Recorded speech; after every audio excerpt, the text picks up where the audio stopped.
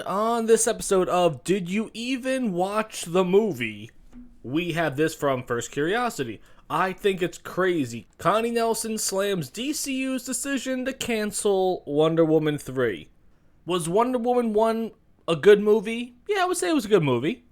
Don't think it was the greatest thing that DC has ever done, but you know what? It was a pretty damn good first movie. Made a lot of money. Second one, terrible. Absolutely terrible. I have no idea to this day what Maxwell Lord's plan was. He just wanted to grant wishes. That's what he did. He found the Wishing Stone. Also, before we even get to the Wishing Stone, Wonder Woman has a lot of villains. This is what you chose to go with. That the main villain was going to be Maxwell Lord wanting to get the Wishing Stone, and somehow Cheetah is just kind of just thrown in there. Wasn't even like, this is your main villain. It was kind of a side character. But no. Back to Maxwell Lord. So he got his hands on this crystal that grants wishes.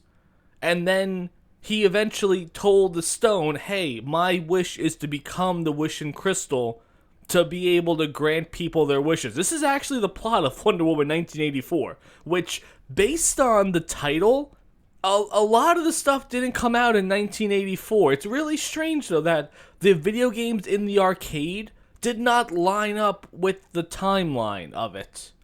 Which kind of makes you wonder, why would you even bother calling this movie 1984? I don't even know if it's based off of a famous Wonder Woman comic book.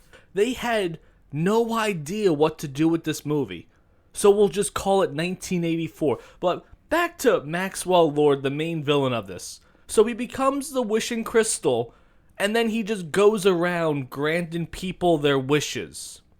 I don't really know what he wants to do in the end, because he's kind of an oil baron, if I'm not mistaken.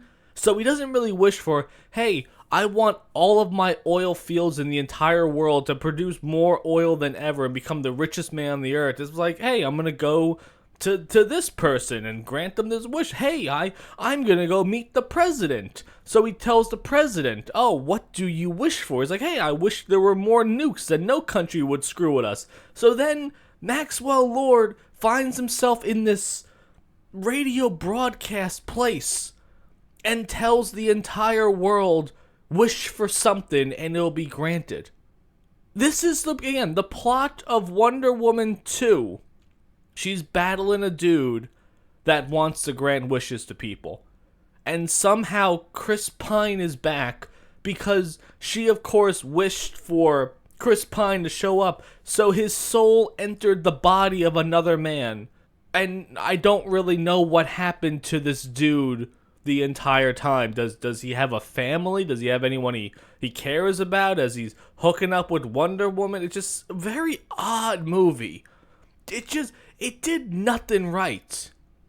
And Gal Gadot, as usual, is a terrible actress. She has the English comprehension skills of Jackie Chan. I don't think she's body-wise, she looks like Wonder Woman. Acting-wise, you could have dubbed her over. She's awful. Absolutely awful. So to Connie Nielsen's statement of, I think it's crazy. Connie, I think it's crazy that Wonder Woman 2 was greenlit with that present story. And it didn't lead to anything. Like, all these DC movies are supposed to kind of go towards something. This didn't accomplish anything. This wasn't like, okay, Thor: The Dark World, where afterwards the Ether, which is the red reality stone, that was revealed. Or Ant-Man the Wasp, where, the movie was garbage, but at the end of it, Ant-Man ended up in the quantum realm, which had massive impact towards Endgame, which essentially, without that movie, there is no Endgame. So in the DCU, when you have all these movies that are supposed to be pushing the story further, and it's supposed to reveal something, and man, I can't wait to watch the next movie because I watched this one and it showed some slight detail, and man, this is all going to be explained later on. It did nothing. It did absolutely nothing for the universe. And to have this movie with the 1984 tag, and to have the ending of it be where Maxwell Lord told the entire world, hey, I want you to make a wish and I'll grant it. You're telling me Bruce Wayne didn't know that Wonder Woman was a thing until Batman and Superman happened? Also, as she defeats Maxwell Lord by lassoing his leg, yes, that's how she beats the villain Maxwell Lord. She lassos his leg with the lasso of truth or something like that. She goes into the machine and tells the entire world, you must give up your wish.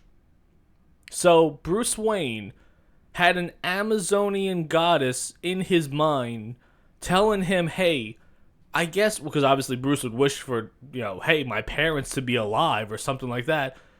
He had this woman in his mind saying, oh, no, don't wish for your parents to be alive, take back your wish. And then in Batman vs. Superman, he's learned about her for the first time. A woman that touched literally the minds of every human being on the face of the earth. It's such a crazy movie. I know it sounds ridiculous the way I'm explaining it. This is the best way I could explain this movie to you. It's a 0 out of 10. It's the craziest concept you've ever seen. And Warner Brothers, this is why they're tens of billions of dollars in the hole. Because of crap like this. So, yes, Connie, it's absolutely crazy there's no Wonder Woman 3. It's absolutely crazier that Wonder Woman 2 was a thing. So, I don't know who's playing Wonder Woman going forward. I know it's not Gal Gadot, and that's a great thing. She's, like I said, a terrible actress. If you want to put Gal Gadot in a two-piece and have her just be eye candy, I understand that. But leading lady franchise? No. So in a way, I'm a little bit upset that there is no Wonder Woman 3, because after the sequel, what could we have possibly have gotten from this franchise going forward? But in the end, let me know what you guys think about that. You're out there chasing glory and fame, but I hold the best catch I ever made. With tiny hands and eyes so bright, I see the future in this little light. You chose the field, but I found my way in this child. My heart found a place to stay. You may have won on the field that day, but the true victory is here to stay.